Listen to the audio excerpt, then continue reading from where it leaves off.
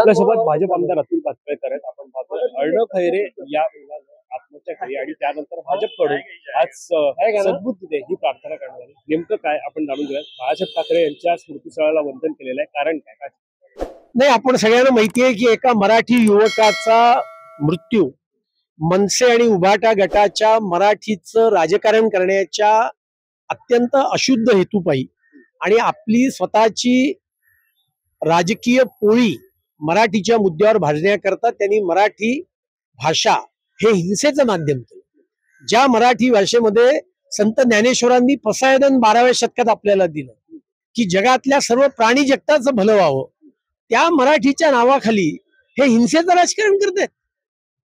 ज्या छत्रपती शिवाजी महाराजांनी आपल्या सैन्याला पत्र लिहून सांगितलं की तुम्ही शत्रूच्या प्रदेशात गेल्यानंतर त्या ठिकाणच्या नागरिकांच्या गवत्याच्या पाताला सुद्धा धक्का लागता कामा नये, अशा छत्रपती शिवाजी महाराजांच्या महाराष्ट्रामध्ये तुम्ही मराठीचं राजकारण करताय.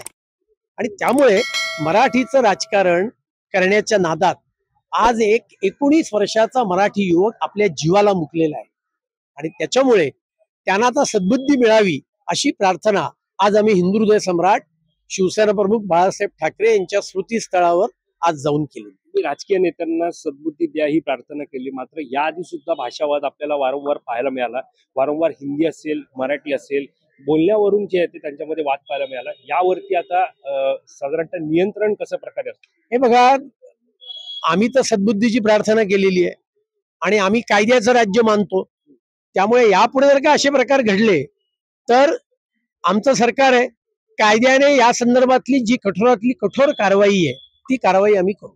साधारणतः तुम्ही आता म्हणालात की ठाकरे आणि मनसे यांच्या कार्यकर्त्यांनी ज्या प्रकारे मराठीचा मुद्दा हाती घेतला होता आणि त्यावरून ज्या प्रकारे आता आपल्याला पाहायला मिळतं 19 वर्षीय मुलाची आत्महत्या, मात्र या सगळ्यामध्ये त्यांच्याकडूनच आरोप होत आहे की भाजपला मराठीचा एवढाच द्वेष का? कारण ज्यावेळेला सत्तेचा मोर्चा काढला होता त्यावेळेला भाजप कुठे होतं?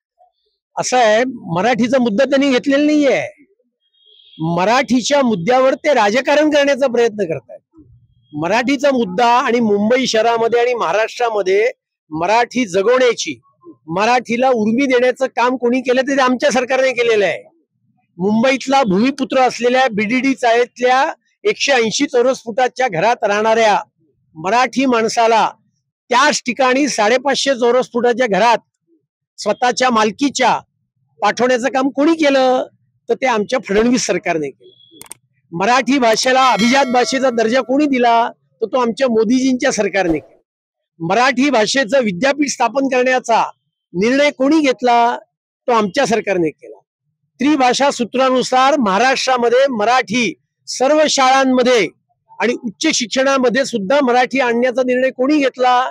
भारतीय जनता पार्टीच्या सरकारने केला. यांनी फक्त मराठीच्या नावावर राजकारण केलं. माझं उद्धव ठाकरेंना आव्हान आहे की देवेंद्र फडणवीसांचं स्वतःचं घर तर मुंबईत नाहीच आहे, पण त्यांनी बीडीडी चाळीतल्या मराठी माणसाला 550 चौरस फुटाचं घर त्या ठिकाणी मिळवून दिलं. किती मराठी माणसांना उद्धव ठाकरेंनी घर मिळवून दिली? फक्त मातोश्री 1चं 2 झालं. हे मुंबईच्या मराठी माणसाला तर कळून चुकलं. शेवटचा प्रश्न आहे की यामध्ये भाजप मराठी विरोधी असं नरेटिव्ह सेट केलं जाते का तुम्हाला? हे बघा, मतदार याद्यांमध्ये घोळ आहे, मतदान आयोगच आमच्या बाजूने काम करतोय, असं वाटेल ते खोटं बोलण्याचा प्रयत्न केला गेला तरी हे पब्लिक है, सब जानती है. आणि त्याच्यामुळे जनता अशा फेक नरेटिव्हला भुलणार नाही. तर आपण पाहतोय की ज्या प्रकारे मराठीच्या मुद्द्यावरून वाद झाला, यावरून अतुल भातखळकर यांनी थेट जे ते उद्धव ठाकरे यांना आव्हान केलेलं आहे की यामध्ये केवळ मुंबईमध्ये देवेंद्र फडणवीसांचं स्वतःचं घर नाहीये, मात्र मातोश्रीचं 1चं 2 झालेलं आहे.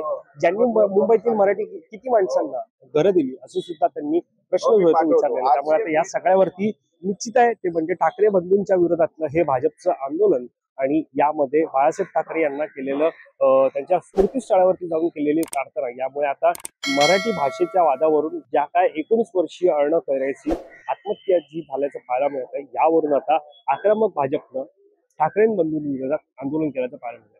त्यामुळे आता या सगळ्यावरती आता नेमकं पुढे काय घडतं हे सुद्धा पाहणं महत्वाचं ठरलं.